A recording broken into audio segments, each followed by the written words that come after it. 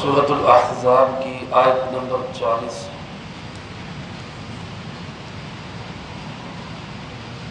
الحمدللہ وکفی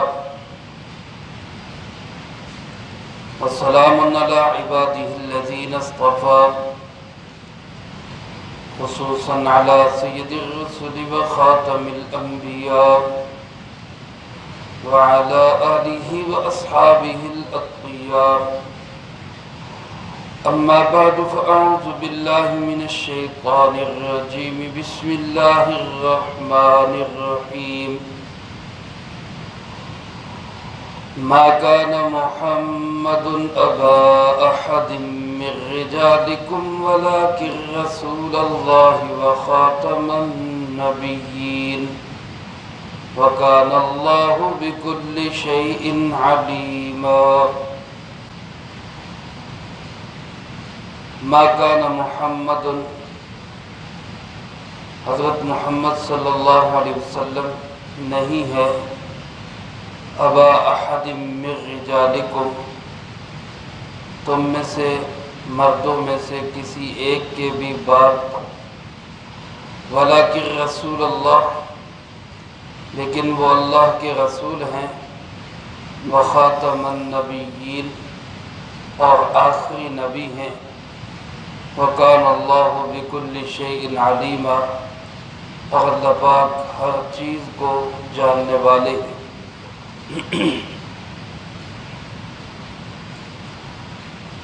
حضرت زید رضی اللہ تعالیٰ عنہ، جو آپ کے منہ بولے بیٹے تھے، جن کو زید ابن محمد لوگوں نے کہنا شروع کر دیا صلی اللہ علیہ وسلم، تو اللہ پاک نے اس سے منع فرمایا کہ جو کسی کا بیٹا ہو اسی باپ کا نام اس کے ساتھ جوڑا جائے، جس نے اس کی پرورش کی یا اس کو پالا، اس کو سرپرست کہا جائے، اس کو جو ہے اس کا مربی کہا جائے، لیکن اس کو باپ نہ کہا جائے۔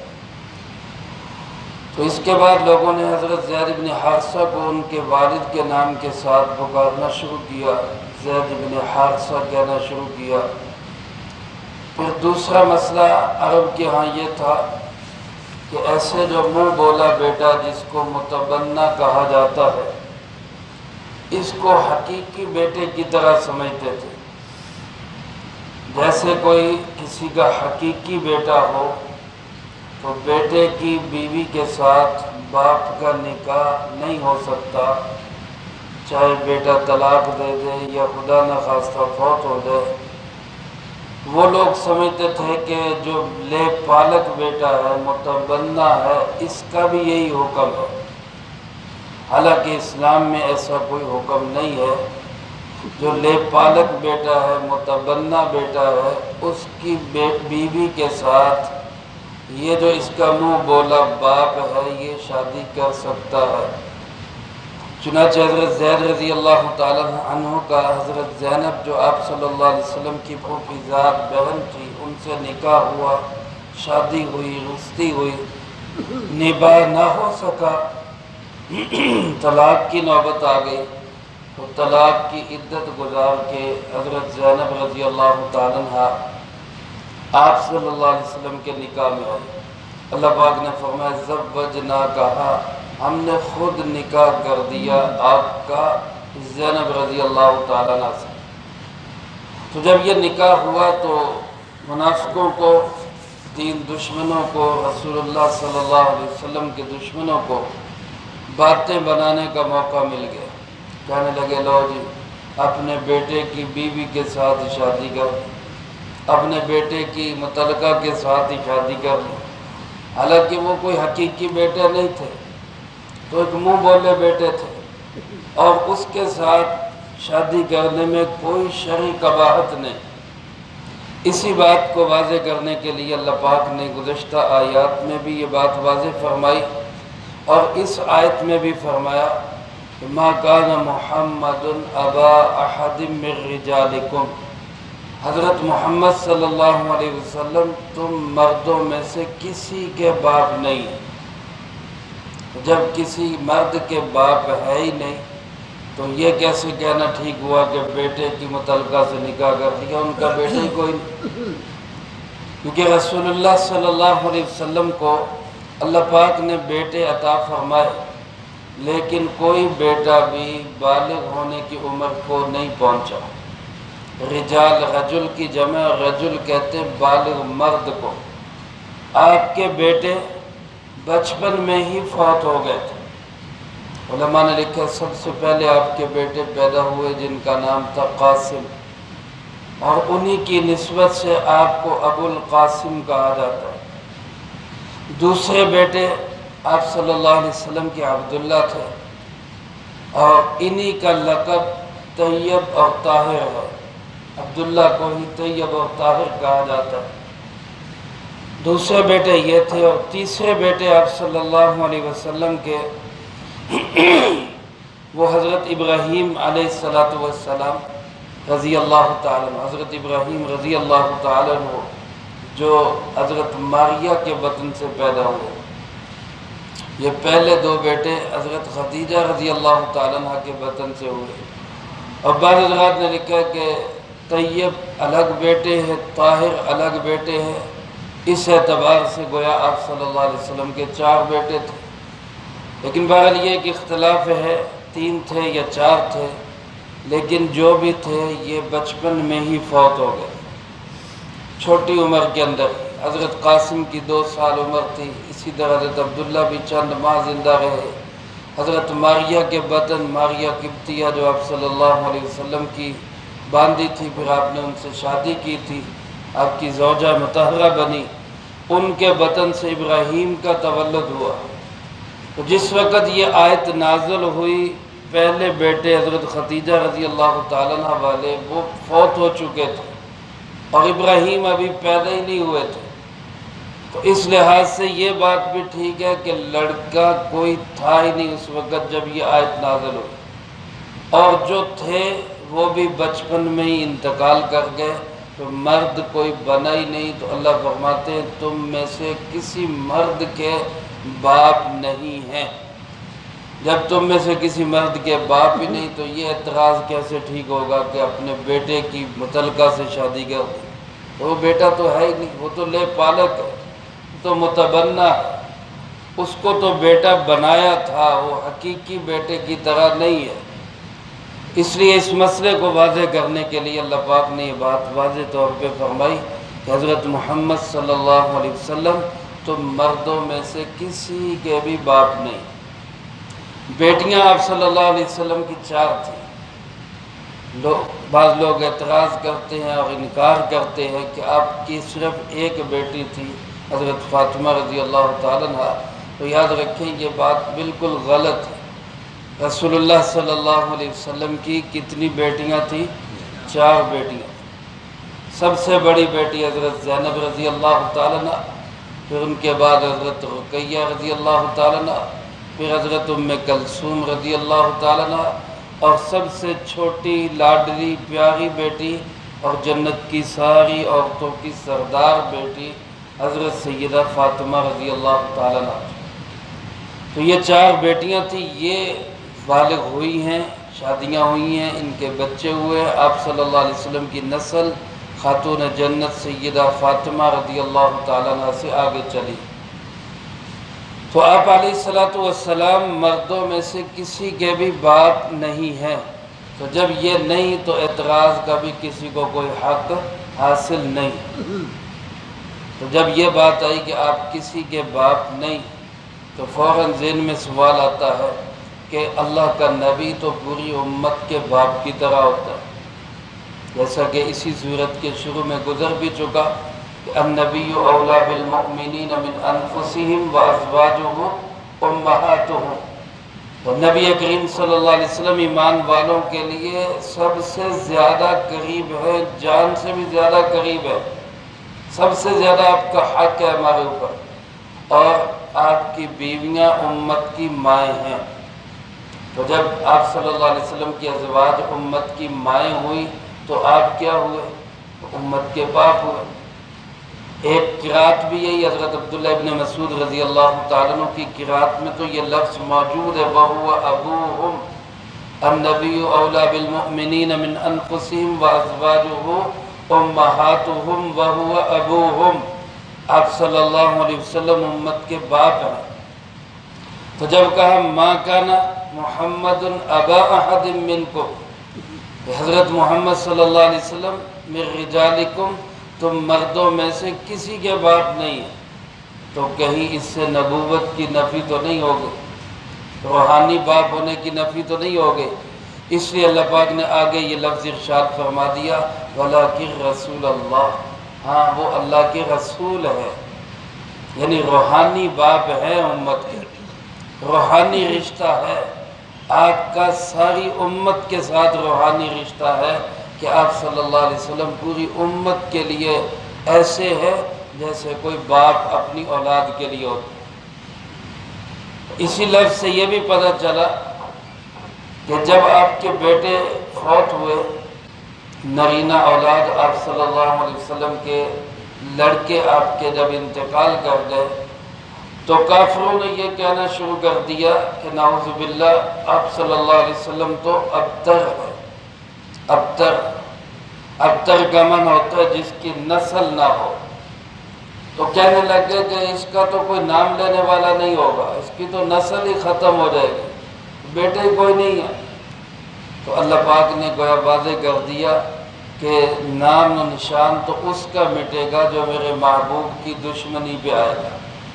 میرے محبوب صلی اللہ علیہ وسلم کا نام تو تا قیامت چمکتا دمکتا رہے گا، کیونکہ وہ اللہ کا رسول ہے، اور قیامت تک جتنے لوگ آئیں گے وہ سب کے سب میرے محبوب کے امتی ہوں گے۔ تو آپ صلی اللہ علیہ وسلم کا نام تو اخیر قیامت تک چمکے گا، اور قیامت کے بعد بھی چمکے گا، میدان محشر میں بھی چمکے گا، جنت میں بھی چمکے گا۔ آپ صلی اللہ علیہ وسلم کے نام کو تو دنیا کی کوئی طاقت ختم نہیں کر سکتی۔ جس کی روحانی اولاد اتنی ہو کہ قیامت تک آنے والا آخری انسان بھی اس کا روحانی بیٹا یا بیٹی ہو، تو اس کا نام دنیا سے کون مٹا سکتا ہے، اس کا نام دنیا سے کون ختم کر سکتا ہے۔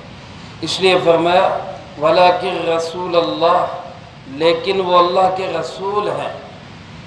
اور آپ صلی اللہ علیہ وسلم سے پہلے بھی بہت سے رسول گزرے، آپ سے پہلے بھی بہت سے اللہ کے نبی اور رسول گزرے، آپ کی خصوصیت کیا ہے؟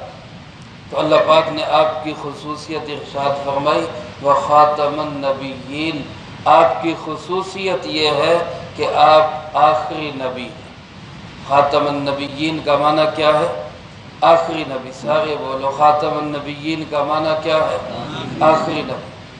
آپ صلی اللہ علیہ وسلم اللہ کے آخری نبی ہیں۔ جس طرح ہمارا یہ عقیدہ ہے کہ رسول اللہ صلی اللہ علیہ وسلم اللہ کے نبی ہیں، اسی طرح ہمارا یہ عقیدہ ہے کہ آپ صلی اللہ علیہ وسلم اللہ کے آخری نبی ہیں۔ اگر کوئی شخص آپ صلی اللہ علیہ وسلم کو نبی نہیں مانتا تو وہ مسلمان نہیں ہو سکتا۔ اسی طرح اگر کوئی آپ صلی اللہ علیہ وسلم کو آخری نبی نہیں مانتا تو وہ بھی مسلمان نہیں ہو سکتا۔ جس طرح آپ علیہ السلام کو نبی ماننا ایمان کے لیے ضروری ہے، اسی طرح آپ صلی اللہ علیہ وسلم کو آخری نبی ماننا یہ بھی ایمان کے لیے ضروری ہے۔ خاتم النبیین، اس کو قراء کرام نے دو طرح پڑھا۔ حضرت امام عاصم رضی اللہ تعالی، امام عاصم رحمہ اللہ اور دیگر ائمہ قراء کی قراءت میں خاتم النبیین، بعض حضرات نے اس کو خاتم النبیین تا کی زیر کے ساتھ بھی پڑھا، خاتم النبیین۔ خاتم اور خاتم دونوں کا ایک ہی معنی ہے۔ مترجمین نے اور مفسرین کرام رحمہم اللہ نے فرمایا خاتم لفظ پڑھے یا خاتم لفظ پڑھے، معنی دونوں کا ایک ہی ہے، اور وہ کیا ہے؟ آخری، ختم کرنے والا، جہاں جا کے انتہا ہو جاتی، ختم ہو جاتی۔ اور بعض نے اس کا معنی خاتم کو مہر بھی کہتے ہیں، سٹیمپ یا مہر، یا آج کل کی زبان میں کہہ لے سیل۔ اور آپ حضرات جانتے ہیں کہ جب کسی چیز پہ سیل لگا دی جاتی ہے، مہر لگا دی جاتی ہے، تو اس کا مطلب کیا ہوتا ہے کہ اب یہ کام مکمل ہو گیا، اب اس میں نہ کوئی چیز آ سکتی ہے نہ کوئی چیز نکل سکتی۔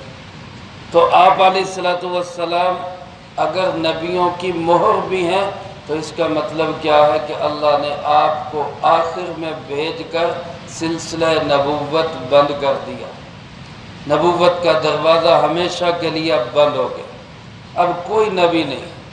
آپ علیہ الصلوۃ والسلام نے خود ارشاد فرمایا انا خاتم النبیین لا نبی بعدی، میں اللہ کا آخری نبی ہوں، میرے بعد کوئی نبی نہیں۔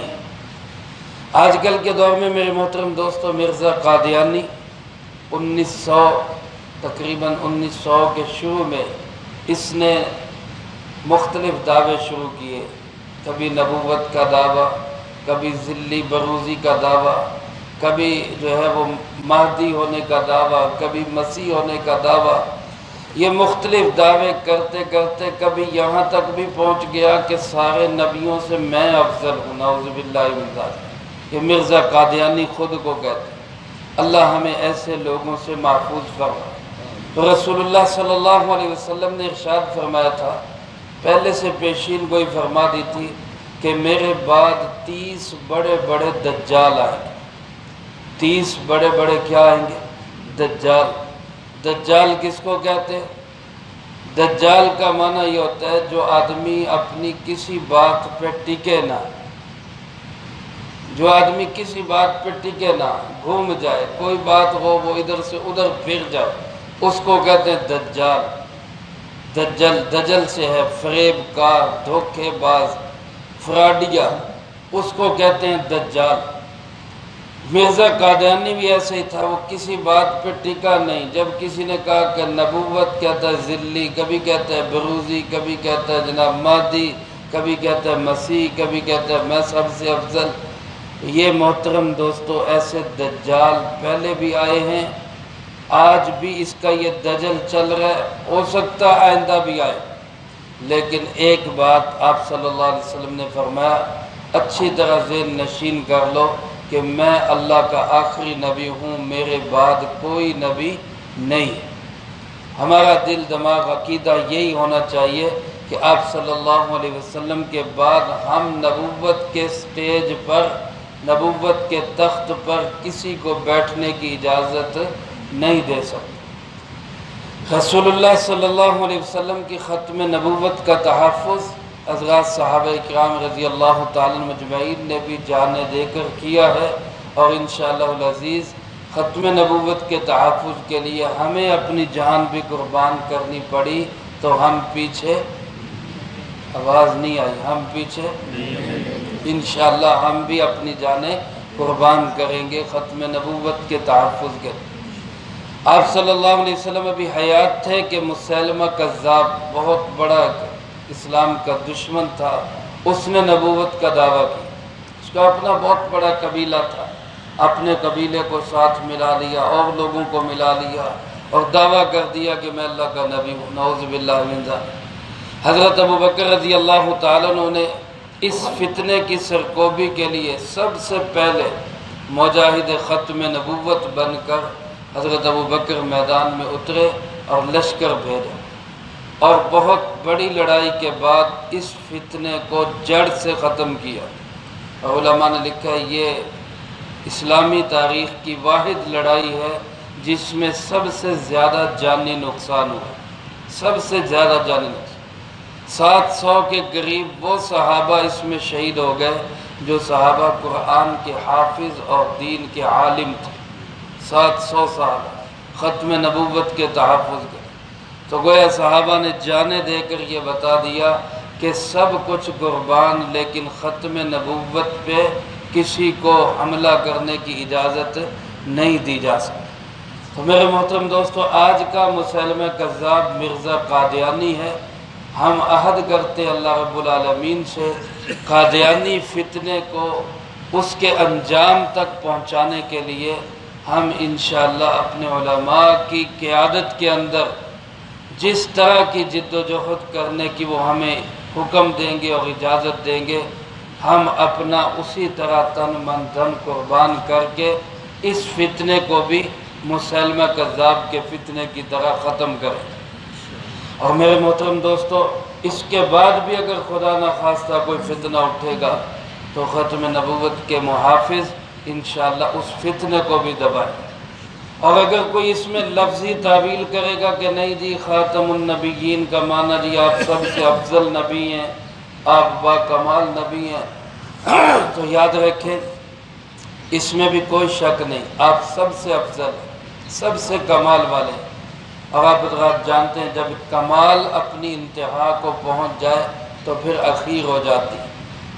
جیسے کوئی آدمی کوئی بہت اچھا کام کرے، کسی نے بہت اچھی بلڈنگ بنائی، بہت اچھی بلڈنگ بنائی، تو ہم کیا کہتے ہیں؟ یار اخیر کر دیتے، اخیر کر دیتے۔ اب یہ کمال کا مطلب کیا کہ اخیر ہو گئی۔ اللہ پاک نے بھی رسول اللہ صلی اللہ علیہ وسلم کو بنایا، سارے انبیاء علیہ السلام با کمال تھے، لیکن اللہ نے اپنے محبوب صلی اللہ علیہ وسلم کو سارے کمال والوں میں سب سے زیادہ اکمل بنایا، سارے عزت والے نبیوں میں سب سے زیادہ عزت والا بنایا۔ تو یوں کہہ لیں کہ اللہ پاک نے بھی اخیر کر دی۔